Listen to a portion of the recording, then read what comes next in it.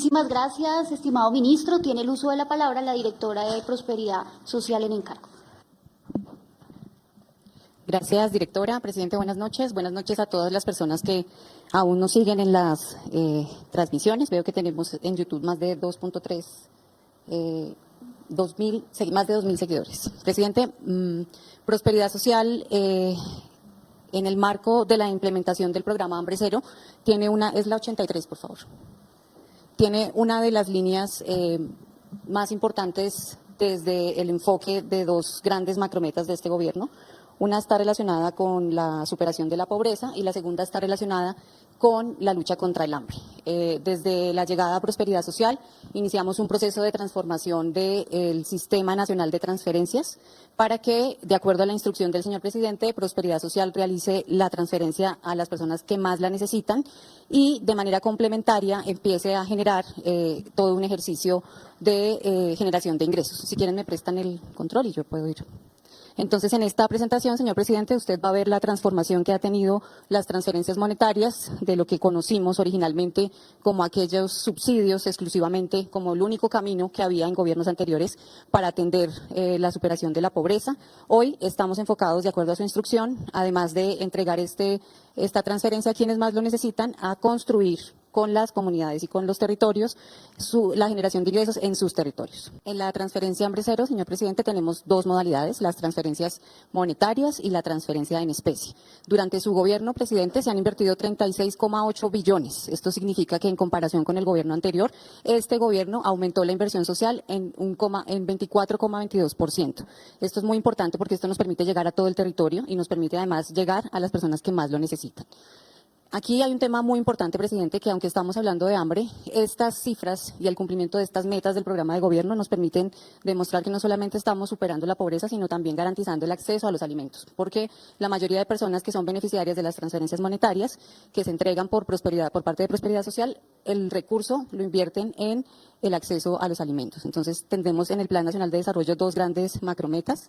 En términos de pobreza monetaria, el Plan Nacional de Desarrollo nos planteó un reto de disminuir la pobreza monetaria en 3,8 puntos porcentuales a 2026, pasando del 39,7% en el 2021 al 35,9% del 2026. A hoy ya superamos esta meta. De hecho, desde el 2023 hemos superado la pobreza monetaria y estamos muy cerca de superar la pobreza monetaria extrema con los cambios que estamos haciendo, principalmente con el pilar solidario. Doctora, es que a mí me parece esa meta chichipata. Sí.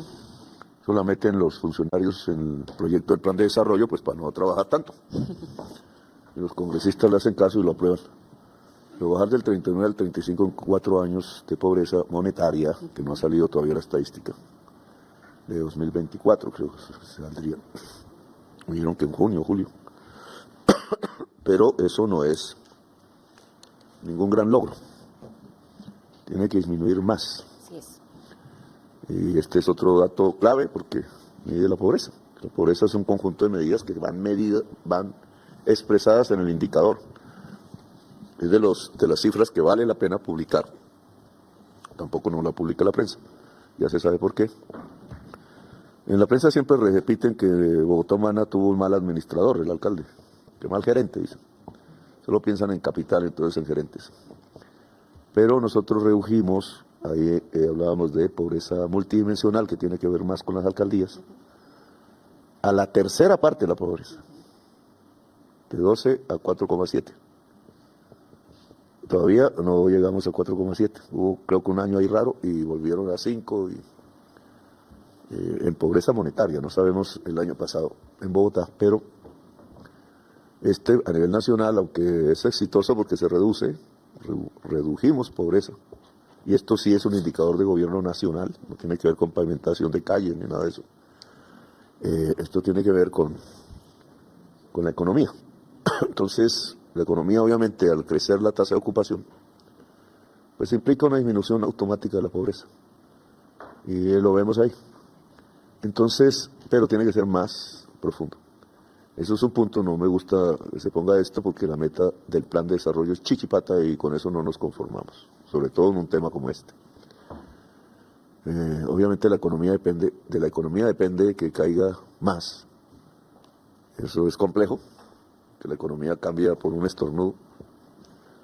y no sabemos el futuro así con exactitud. Aquí nos han querido ahogar el presupuesto para que no hagamos los programas. Son programas dedicados a acabar el hambre y a que las tasas de mortalidad disminuyan. Entonces, pues por ahora les vamos ganando. Pero hubiera podido ser más profundo si la oposición deja de sabotear y piensa más en el interés general, porque hay temas en donde un gobierno se puede unir con su oposición si los que ganan son todos y todas las colombianas. Aquí esta oposición ha sido posible, tema político. Con tal de acabar a Petro, eso es todo. Se pueden tirar incluso la vida de los colombianos. Y el hundimiento de la ley de financiación fue un ejemplo. Aunque el culpable del déficit no es el Congreso. El culpable del déficit es en el Ministerio de Hacienda por trasladar recursos del presupuesto a saldar el subsidio a la gasolina. Entonces aquí tenemos que ponernos en la discusión, es lo que está en el DPS del subsidio. También en la imagen popular han hecho creer que el subsidio se lo inventó la izquierda. Es garrafal ignorancia. Las izquierdas cuando estuvieron en el poder hicieron que todo el pueblo trabajara, a veces en exceso. Ahí sí hay una crítica. El estajanovismo de Stalin, que pudo llevar a la esclavitud al trabajador. Pero no al contrario, no es que entonces hace que la sociedad no trabaje, eso es carreta. Y carreta de la grande. Lo que pasa es que no hay que confundir socialismo o progresismo con vivir del petróleo, que es diferente. Y hay sociedades que viven del petróleo y eso es una renta, son sociedades rentísticas. Así quisieron convertir a Colombia, pero el tiempo histórico no les dio. Entre más vivir de la renta, menos trabajo, como teníamos altas tasas de desocupación laboral, y yo creo que más pobreza. Algunos sean como Emiratos Árabes Unidos, que conocemos, la sede donde está la Junta del Narcotráfico, y yo creo que ya salió corriendo de ahí porque eso queda al frente de Irán. Entonces los narcos sí que los dueños del narcotráfico sí que le tienen miedo, ¿saben? Y entonces deben ir cogiendo por ahí para Turquía, me temo. El que me quiere matar va para Turquía. Después les cuento eso. Más cerca de Albania y más cerca de Italia, que son sus socios, no los italianos en general. Yo tengo ancestros italianos. El italiano es trabajador, pero hay mafia. La mafia crece cuando no hay mercado o cuando no hay Estado. Bueno, pero vamos a este tema. A usted le pedimos, porque el DPS, que era antes de otro nombre, Consejería para la Paz, creo que se llamaba, o el Plan Nacional de Rehabilitación, se llamó, siempre ha funcionado aquí cerca de la presidencia. Entonces se dedicó a subsidios, el subsidio se lo inventó el neoliberalismo. Porque el neoliberalismo teórico sabe que la libertad de mercado absoluta pues, solo entra los que pueden pagar. Y queda un poco de gente que no puede pagar, entonces a ellos los subsidian, para que vayan a comprar también. Entonces es un subsidio de dinero público para enriquecer gente rica, pero el pobre es un intermediario. Estoy convencido que el subsidio de vivienda, por ejemplo, lo que hace es aumentar el precio de la vivienda. Germán sabe más de eso. La renta de la tierra la paga el usuario de la vivienda. Y entonces le ponen un precio más alto a la vivienda de lo que es. Y el subsidio se lo chupa el constructor. Tema del Ministerio de Vivienda, porque por eso hablamos de priorizar mejoramiento de vivienda, que el usuario sea beneficiario, por lo menos, de esa transferencia. Lo mismo pasa con el subsidio de energía eléctrica, billonadas que gastamos. Pero eso es un subsidio monetario, Ministerio de Minas, casi todo el presupuesto del Ministerio de Minas, que va a las empresas. Estamos subsidiando en las empresas. Vaya a saber el costo de energía, si yo vuelvo al debate, que no hemos podido con la CREC,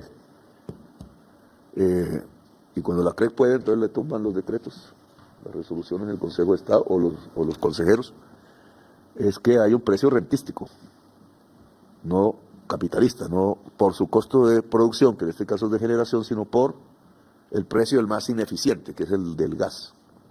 Y por eso la UME no saca los del gas y saca a los de la energía limpia, porque todo eso está filtrado por el dinero. Dinero y mucho. Por eso ese negocio está mejor que los bancos. Con una fórmula como la que tienen en operación, el más ineficiente por el precio, por eso está bien Ricardo. Él lo explicó hace más de 2 siglos.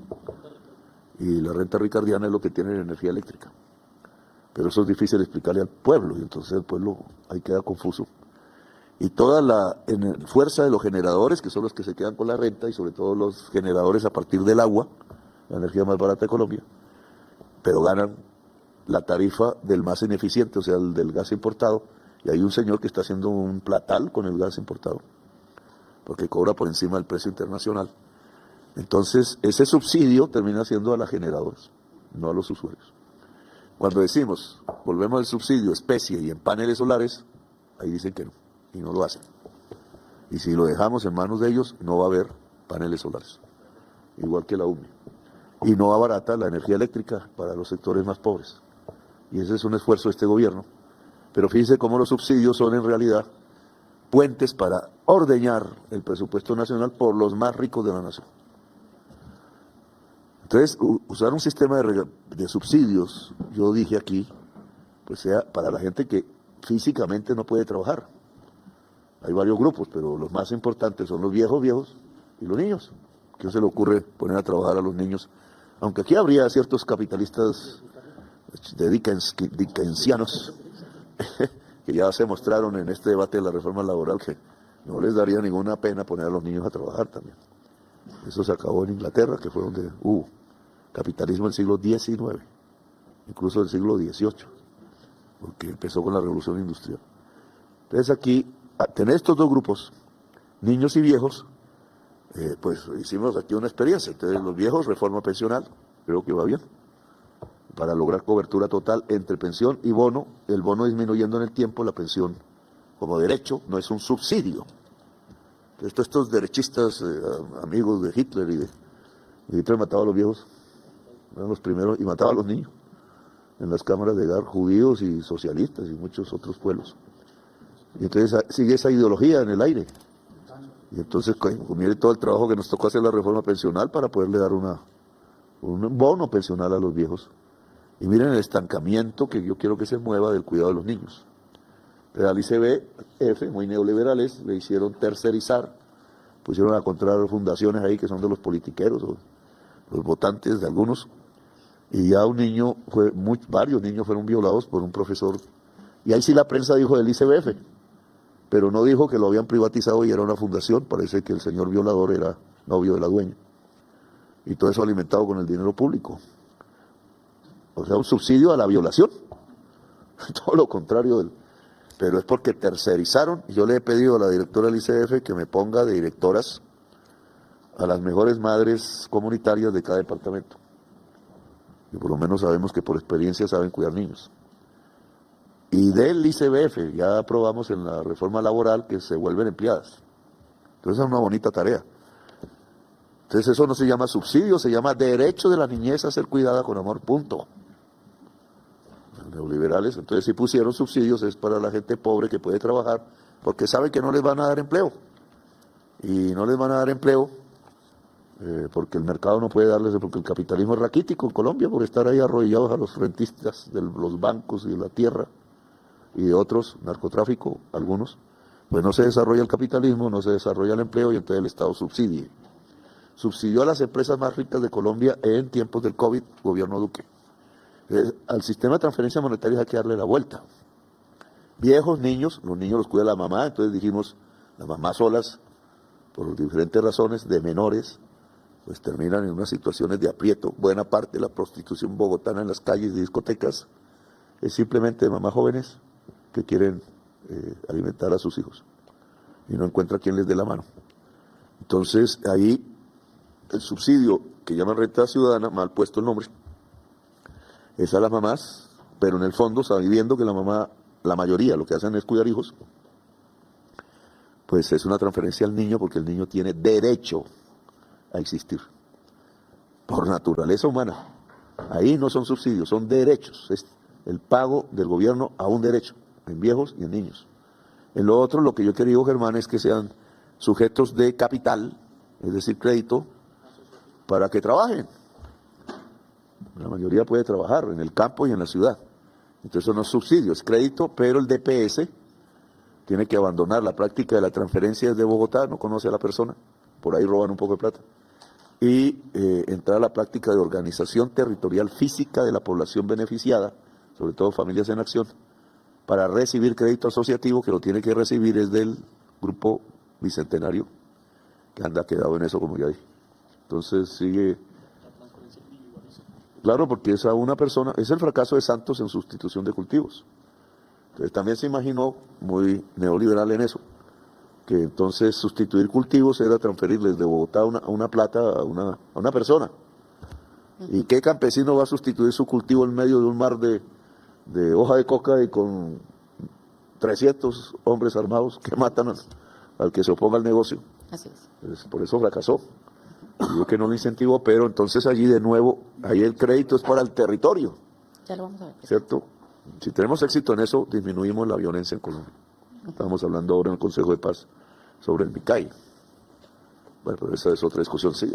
Señor presidente, tiene una pequeña intervención la ministra de Comercio y continúa la directora del DPS. Gracias, doctora Angie. Presidente, para hacer alusión precisamente al problema que usted estaba planteando frente al tratamiento y la transformación de ciertos insumos o materias primas en el caso del sector lechero, de acuerdo a su instrucción, ya estamos trabajando en un modelo de acopio, transporte, refrigeración y transformación de la leche, incluso contemplando la posibilidad y ya con buenos avances en la pulverización de esta, presidente, de tal manera que podamos garantizar que 1.100 millones de litros de leche que se pierden anuales puedan ser utilizados y transformados y comercializados incluso como una herramienta para combatir el hambre, presidente. Entonces, quería como hacer esa acotación, también mencionando que, de acuerdo al proyecto del corredor férreo y al régimen franco-ferroviario, estamos contemplando la posibilidad de articular esfuerzos para garantizar ese tratamiento de la leche y lograr transformarla y pulverizarla, ya que esta pues garantiza, digamos, una vida útil mucho más larga, presidente. Así también lo vamos a hacer con ciertos productos agrícolas. Muchas Era esa la gracias. acotación. Señora ministra, continúa la directora del DPS y se prepara la directora del ICBF. Gracias, Angie. Perfecto. Presidente, solo para contextualizar lo que usted acaba de expresar en relación con las jefas de hogar, es importante que el país sepa que cuando se trata de hogares con jefatura femenina, la pobreza extrema aumenta en un 13,9%, y cuando se trata de pobreza monetaria aumenta en un 37,7%. Y si vamos aún más a lo que señalaba el presidente hace un momento en relación con los hijos, cuando hay más de 3 niños en el hogar con jefatura femenina, por eso la transferencia es tan importante en este momento, la transferencia de cuidado, es porque cuando hay más de 3 niños, la pobreza monetaria puede llegar hasta el 97,3%. Es absolutamente elevado en el caso de las mujeres y por eso la decisión que usted tomó y nos dio como instrucción de dejar exclusivamente esta transferencia para las mujeres es porque esto se ve reflejado en los niños. También encontramos que cuando se le pregunta a las mujeres en qué hacen con la transferencia, en qué se gastan la transferencia, el 82% de los hogares señalan que lo hacen en la compra de alimentos. Y hay un tema muy importante, presidente, y es que el 52% de esa transferencia se consume en las tiendas de barrio. Esto, además de fortalecer, digamos, el hogar, la transferencia monetaria, fortalece también la economía local en los barrios y fortalece la economía popular porque las mujeres, esa plata que llega de la transferencia, la consumen allí. Vamos a ver un poco, presidente, de acuerdo a su instrucción, cómo ha sido la ejecución de esta transferencia durante su gobierno. En el periodo de gobierno se han atendido 3 millones de hogares, es decir, 15,2 billones. De estos, 779.000 hogares son con jefatura femenina, con niños menores de 6 años y con personas con discapacidad. En total, de toda la transferencia de cuidado, 1,2 millones de niños han sido beneficiados con esta transferencia. Como observan en el mapa, presidente, tenemos en esta línea de valoración de cuidado una atención diferencial en ciertos departamentos. En Córdoba, en La Guajira, en Chocó, en todo el Pacífico también tenemos prioridad. Y donde están un poco más oscuro, en morado, tenemos Casanare, Bichada y por supuesto toda la Amazonía, que es donde las cifras de hambre también requieren mayor atención. Están recibiendo 500.000 pesos. Estamos en una ejecución promedio por la fecha del año de un 37%. Y también la unidad de gestión de riesgo, al lado de esta transferencia, ha realizado transferencias en casos de ayuda humanitaria por situaciones de crisis ambientales y demás, alrededor de 388.000 ayudas humanitarias, también por 500.000 pesos. Ya lo ha dicho usted, señor presidente, en la actualidad estamos atendiendo 1,7 millones de personas mayores. Con el Pilar Solidario vamos a llegar a los 3.100.000 y lo más importante es que vamos a estabilizar, vamos a incrementar esta transferencia para las personas mayores en 230.000 pesos, como lo vimos en el pasado Consejo de Ministros de la Reforma Pensional. Este es un poco el mapa en relación con las personas mayores de la distribución de la transferencia monetaria. Actualmente 1,7 millones son los beneficiarios. Estamos donde los departamentos más oscuros son donde tenemos una atención diferencial, donde tenemos tenemos una priorización para las personas mayores, tenemos un monto diferencial a las personas mayores de 80 años de 225.000, que como digo, con el Pilar Solidario serán 230.000. Y paralelo a esto, señor presidente, aquí quiero que hagamos una reflexión en la misma línea que usted planteaba hace un momento, y es que las transferencias, de acuerdo a la instrucción de este gobierno, actualmente están dedicadas para quienes no pueden trabajar, es decir, madres y personas mayores, exclusivamente. De acuerdo a esa instrucción, desde el 2024 hemos venido avanzando en la atención a aquellos hogares en pobreza extrema que no tienen barreras de acceso al mercado laboral o que por su composición familiar o por la edad de sus integrantes pueden ser atendidos mediante otras líneas de prosperidad social que están encaminadas a la inclusión productiva. Esto, en concreto, estamos hablando de 2.2 millones de hogares en Colombia. Nosotros a estos 2.2 millones de hogares hemos venido diseñando una estrategia del sistema de transferencias desde una perspectiva de inclusión productiva. ¿Esto básicamente qué es, presidente? Son cooperativas territoriales y una gran cooperativa nacional que estamos conformando, que lo que busca es que aquellas personas que tienen una iniciativa productiva, en el caso, por ejemplo, de las personas que se dedican a la confección, que se dedican a los salones de belleza, etcétera, que tienen un negocio propio, puedan hacer parte de esta gran cooperativa multiactiva, y las que se puedan conformar a nivel territorial también tengan el apoyo por parte de Prosperidad Social. Aquí está el cambio en la atención a lo que usted señalaba hace un momento, de la necesidad de que quienes pueden trabajar lo hagan y quienes puedan generar sus ingresos, el gobierno les pueda apoyar en el fortalecimiento de sus iniciativas productivas. Para eso, la ruta que hemos definido en Prosperidad Social, de acuerdo a su instrucción, es, en primer lugar, las transferencias monetarias para quienes no pueden trabajar, más las transferencias en especie, esto es unidades productivas, economía popular y paquetes de alimentos, acompañamiento de Prosperidad Social en la asistencia técnica y la inclusión financiera, y por supuesto obras de infraestructura que nos permiten el fortalecimiento territorial, como plazas de mercado, como los puntos de abastecimiento solidario. Todo esto nos da igual hambre cero. Digamos, esta es la ruta estratégica que estamos desarrollando en Prosperidad Social, que recoge toda la población, ya no directamente a esos hogares que pueden generar ingresos con una transferencia, sino con un acompañamiento a través de unidades productivas y del fortalecimiento de la economía popular. Presidente. Los centros de abastecimiento, Ya los voy a explicar. que es un tema del hambre. Es decir, como los gobiernos dejaron que el abastecimiento fuera privado, los comerciantes venden donde se puede vender. Entonces la comida llega a donde hay alguna capacidad de pago. Pero las zonas de pobreza que no tienen capacidad de pago no tienen abastecimiento. Cuando acabaron con el IDEMA, acabaron con un buen programa, que se llenó de corrupción, pero las medidas son otras. Y pues quedó la población pobre, vulnerable al hambre. Entonces, los puntos de abastecimiento del Estado que comenzamos a poner deben estar donde está el hambre. Ojo con eso. Porque se pueden volver botines electorales si se ponen de acuerdo al criterio del político donde están sus votos, y no necesariamente donde están sus votos está el hambre. Entonces, la prioridad es el mapa del hambre, que ya lo tenemos. Ahí debe haber puntos de abastecimiento. En el diseño de ustedes hay restaurante, hay venta de bienestarina gratuita con productos nacionales. Ese es un cambio que hicimos para que ayude al campesinado. Todo el gobierno, incluido el Ejército, Ministro de Defensa y la Policía, que son grandes compradores de alimentos, y que nosotros aumentamos la compra de alimentos porque no les daban comida, y nosotros aumentamos la comida. Hay que auditar porque la comida debe haber crecido sustancialmente en los regimientos y en los sitios de combate incluso. Entonces, y ahí pusimos el presupuesto. Ahí, Germán, no sé, como no hemos podido ver el presupuesto bien, una de las prioridades que nos trazamos fue llevar a salario mínimo la remuneración mensual del soldado, el que se llama regular, que es el que presta servicio. Porque si la familia del soldado está bien, él tiene más voluntad de combate en sitios donde sus oponentes se ganan 3 millones, que les paga el narco. El tiempo de los guerrilleros sin salario dejó de existir hace tiempo, porque ahí es mercenarios pagos. Entonces, no todo será así, pero así es. Un soldado que le pagan 300.000 pesos, que fue cuando yo llegué, con otro allá uniformado con fusil tratando de matarlo, y el otro gana 3 millones. Entonces ahí la pelea está perdida. Y una forma de ganar es que ese soldado al menos tenga dignidad.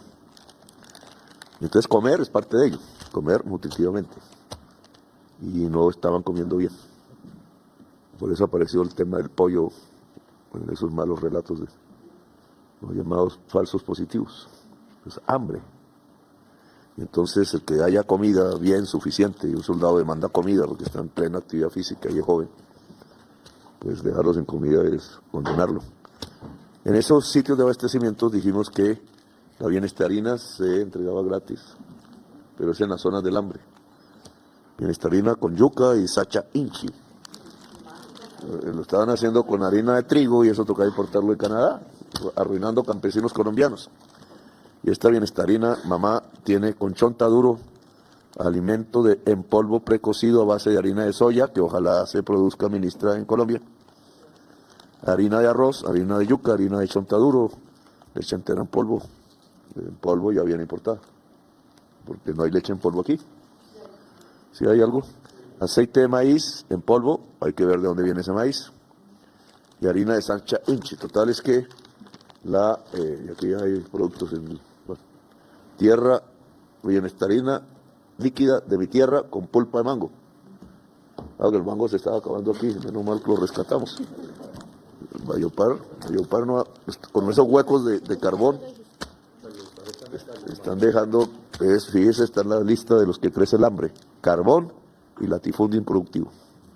Cuando es un pueblo de agricultores. Desviaron el camino, muy rico vivir de las regalías del carbón, la política vive de esa vaina. Y los paras también. Drummond, el señor Drummond. Y, pero aquí el tema es que esos bienestares, llamémoslo así, de alimentación, dispensarios de alimentación, tienen que tener comida de otras partes de Colombia, porque son zonas del hambre, en general ahí no se produce comida. Y por tanto un circuito público para llevar comida. Esos circuitos pueden ser cooperativas también. Entonces la necesidad de cooperativizar campesinos, incluso con camiones para quitar intermediarios, nosotros podríamos dar los camiones, ojalá de energía más limpia posible, no hay muchos, podamos abastecer donde hay hambre. Ese es el objetivo. No me pongan eso donde no hay hambre. Así es. Perdemos el esfuerzo. Bien. Entonces, presidente, para continuar, rápidamente quiero contarle que para atender esos 2.2 millones de hogares, Prosperidad Social tiene como estrategia la transferencia en especie con programas que lo que buscan es que los hogares tengan en su propio predio, en su finca, en su lugar de residencia, huertas comunitarias, insumos y herramientas para proyectos productivos, mejoramientos de hábitat, fortalecimiento social y comunitario. Y hasta este momento, presidente, hemos entregado 600.000 especies menores en todos estos hogares. Esto ha permitido que ellos tengan acceso a leche, a huevos, a pollo directamente en su hogar.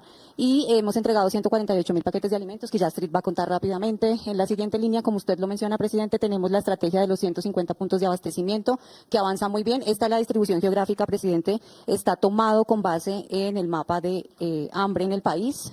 Solo para poner un ejemplo, en el caso de Chocó, tenemos 11 puntos de abastecimiento solidario en todos los municipios PEDET. En el Cauca tenemos 17 puntos de abastecimiento solidario. El estado actual de este proyecto, empezamos entrega a partir del mes de octubre y a diciembre debemos haber entregado 105 puntos de abastecimiento en el país. Esta es una estrategia muy importante que estamos articulando con el Ministerio de Agricultura, con el ICBF y con el Ministerio de Igualdad.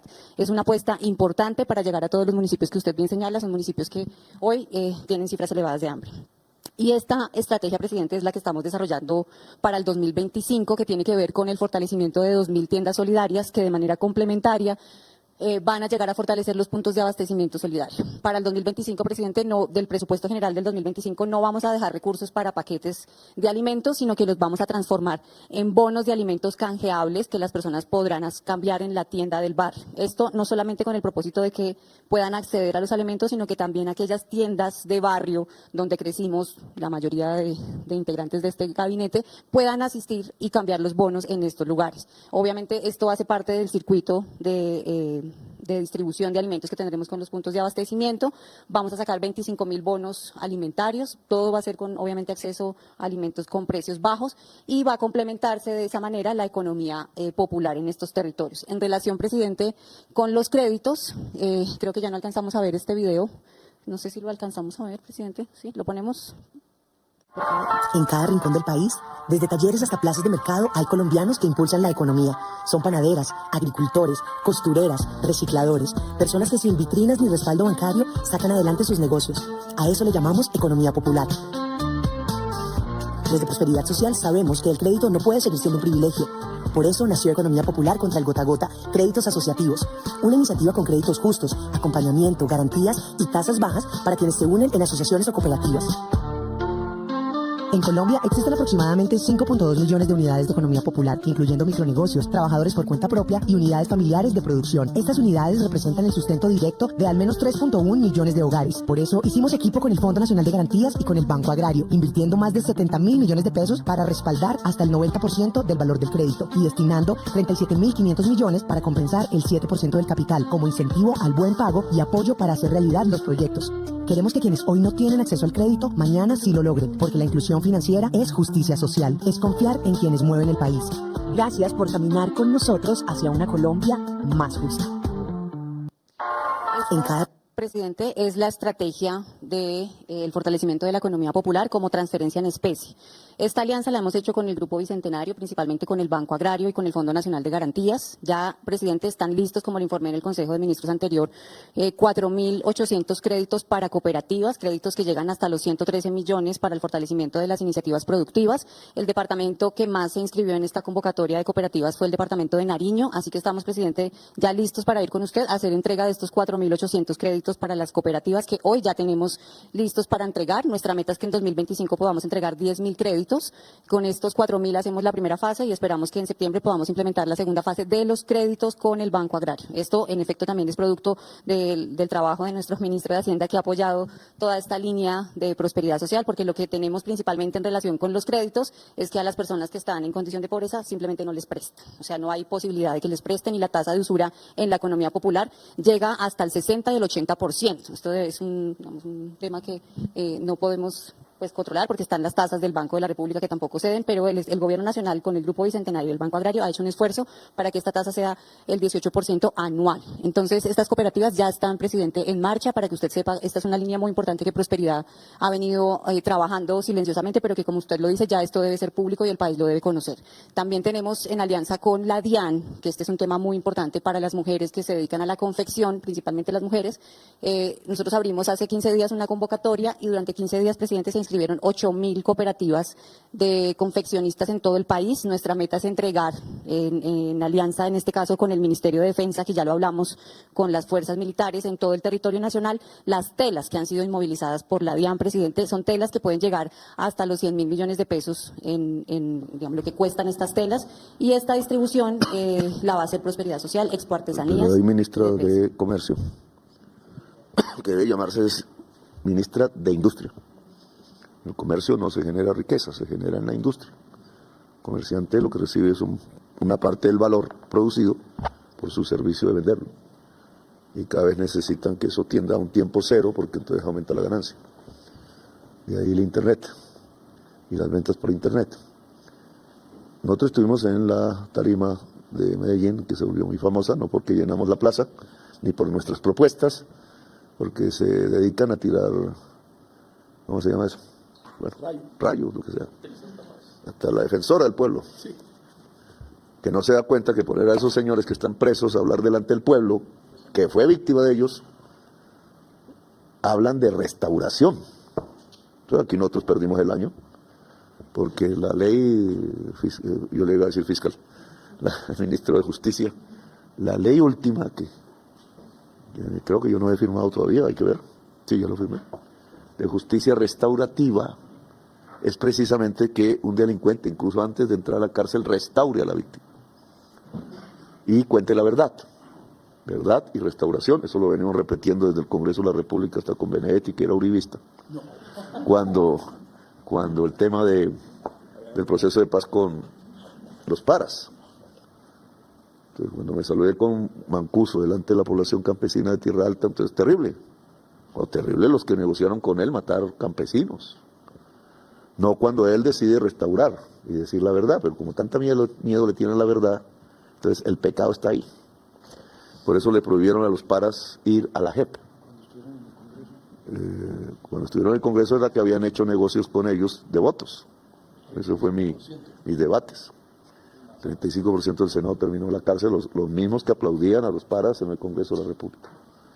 Eso fue en la Cámara, creo. En la Cámara, yo estuve ahí, eché un discurso y dije, ¿a qué me van a fregar? Pero terminamos acertando. Los paras tienen que decir la verdad. No nos interesa el castigo, nos interesa que digan la verdad y restauren a la víctima. La Corte Constitucional después nos dio la razón, pero ahí mismo los extraditaron. O sea, el miedo fue que fueran a declarar la verdad. Cuando llegaron a Colombia después de los años de la extradición, entonces cambiaron la doctrina jurídica. Y no pueden ir a la JEP cuando el acuerdo de paz con la FARC dice es el tribunal de cierre de la verdad. Y por eso hasta los narcotraficantes deben ir a la JEP. Aquí los que no quieren que se sepa la verdad, entonces no quieren hablar de verdad ni de reparación. Me extrañan las palabras de la defensora, porque lo que hicieron las personas presas que fueron a la tarima de Medellín fue hablar de su restauración ante las comunidades que fueron víctimas. Entonces, ¿de dónde sale el discurso de que eso es malo? La restauración es mala, la verdad es mala. Entonces, los que se aliaron con las bandas delincuenciales para conseguir votos y lavado de activos, entonces sí son buenos porque ahora salen a criticar. No están criticando que hablaran delante del pueblo, están buscando que no digan la verdad. Ahora nos creyeron bobos, como si no hubiéramos pasado ya 10 años por este asunto. Lo que tiene que lograr este gobierno es que digan la verdad, porque la verdad es parte de la indemnización o restauración. Y es justicia restaurativa lo que buscamos. Y eso es lo que creemos que va a pasar con la mesa de Itagüí, que se expresó ante el pueblo de Medellín. No estamos negociando votos con ellos, como dijo la prensa. El ladrón juzga por su condición. Aquí en esto, ministra de Industria, dijimos en esa misma manifestación, no lo contó la prensa, que como estaban diciendo que no iban a cumplir la reforma laboral y se escudan en la pequeña y microempresa, todas esas confeccionistas, y aquí hay ya, ¿cuántas? 8.000 en todo el país, pero solo hay 8.000 en Antioquia. Se puedan asociar libremente, no les decimos quiénes, y recibir crédito asociativo para la industria, Germán. Los indicadores de industria manufacturera en Medellín es crecimiento alto. Tiene la tasa de desocupación laboral más baja de las capitales de Colombia. Eso ha ayudado a bajar el homicidio. Es gracias a que frenamos contrabando a costa de nuestras vidas, porque el señor Diego Marín, y no hemos recibido respuesta pública de por qué quedó libre. Un gran infiltrador del Estado, de la Fiscalía, de la Polfa y otras cosas, de la DIAN. Pero el señor quedó libre, Portugal. He hablado con los portugueses y me dicen, es un tema de nuestras normas por tiempo de habeas corpus. Pero el Estado colombiano no se movió. El Estado colombiano es la Fiscalía, que nunca lo investigó realmente. Y entonces, ¿qué está pasando? ¿Por qué se demoraron en traer al Pitufo, como había pedido el presidente, y de acuerdo a la boleta de captura internacional que se le puso? Ahí el gato enmochilado. Y hay que averiguar exactamente, que nos lo digan, por qué el señor Diego Marín, el mayor contrabandista de Colombia, no quiero decirles el que anda su hijo, porque sería terrible y no tengo pruebas todavía contundentes. Entonces está libre y afecta a estas señoras, porque trae por contenedores centenares por el puerto de Buenaventura nuevamente, por donde sale la cocaína, la Junta del Narcotráfico, y por eso las mal llamadas disidencias de Iván Mordisco les ayudan, y el Clan del Golfo, porque también sale por Urabá, pero son funcionales a estos narcotraficantes que son los dueños de eso. Y su lavado de activos se hace a través del contrabando, es decir, el narcotráfico causa su daño en sangre y el regreso para volver pesos daña toda la industria. Uno de los motivos por el cual crece la industria de confecciones y calzado es que golpeamos transitoriamente al contrabando. Entonces, ministra, yo le he pedido a usted que se formen zonas francas populares, de tal manera que, por ejemplo, estas señoras que se localizan en ciertos barrios no paguen impuestos por importaciones, paguen menos impuestos en general, que es una zona franca, se la dieron todas a los más ricos de Colombia, no pagan impuestos. Y por eso el Estado colombiano es injusto, los amigos de los presidentes. Y aquí yo quiero que sea para gente manufacturera, incluso en zona rural. ¿Por qué no ponemos una zona franca junto a la frontera colombo-venezolana en el Catatumbo? Y entonces no pagan ni por comprar insumos ni por vender productos. Eso mismo había que hacerlo en Barranquilla. Pero mi funcionario de la DIAN no pensó muy revolucionariamente. Entonces les prorrogó las zonas francas y todos felices. Germán, el que el Banco de la República no baje la tasa de interés real es lo que está enriqueciendo a los ricos de Colombia. Porque son tenedores de bonos. Y al pagar usted la transferencia bancaria a los tenedores de bonos, pagándole los intereses, pues los berracos están chupando el presupuesto nacional. Por eso están felices, pero quieren tumbar al presidente. Y eso es injusto, porque el presupuesto nacional debe ir a la gente más pobre. Al primero es el último, no el banquero. Y entonces tenemos un grave lío, porque el Banco de la República está apoyando ese sector más rico del país, rentísticamente, no porque pongan empresas, sino porque reciben el billetico de la tasa de interés de los TES. Y ese dinerito bien podía salvar pobres. Entonces, estas confeccionistas del calzado, de la tela y otras manufacturas, y en el campo otras ramas, se les puede beneficiar con zonas francas en algunas partes. Hay que quitar el contrabando, si no prosperan. Los mata cualquier mercadería china vendida por debajo del precio en China, porque lavan activos con eso. Y, entre otros, el software del puerto de Shanghái, que creo que es de los mayores del mundo, que yo fui a visitar. Y pregunté de cara al interés nacional cómo hacen para saber que en los contenedores no haya cosas raras. Y entonces me dijo el presidente de la empresa esa, que es pública, todo es automático, me dijo, con un software de inteligencia artificial. El ministro del Transporte, yo creo que nos toca meterle mano a los puertos. No creas que con personal público lo que creas ahí es otra DIAN. Pasa lo mismo que está pasando hoy con la DIAN. La DIAN dice por el escáner qué contenedor se pasa por ahí y cuál no, ¿cierto?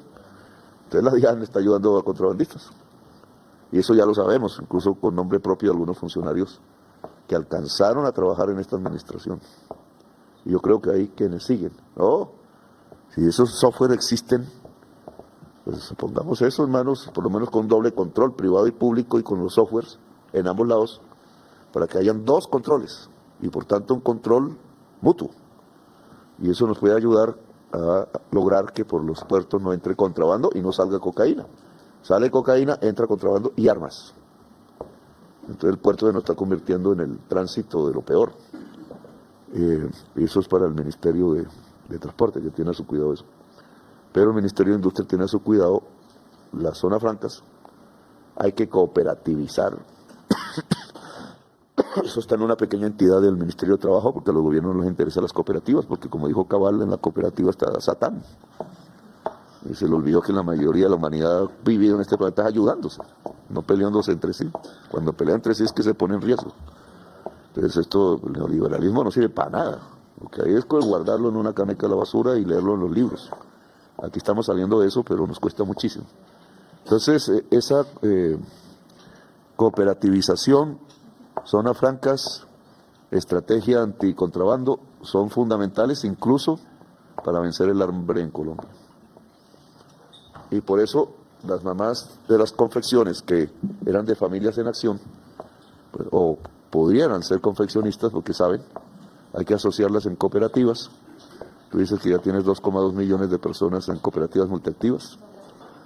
Pero aquí se necesita una política industrial. Bancoldex, además de ayudar a industriales exportadores con crédito barato, debe darle crédito asociativos, y eso significa que Bancoldex se endeude y deje de ser ahí una cosa pequeñita que no sirve para mayor cosa. Eso no lo hace un gerente, él cambió, yo lo sostuve, pero ahora no tiene una cabeza clara, digamos, hay que mirar. Eso otra vez el grupo Bicentenario. Siga, ¿de dónde está hablando? Sí.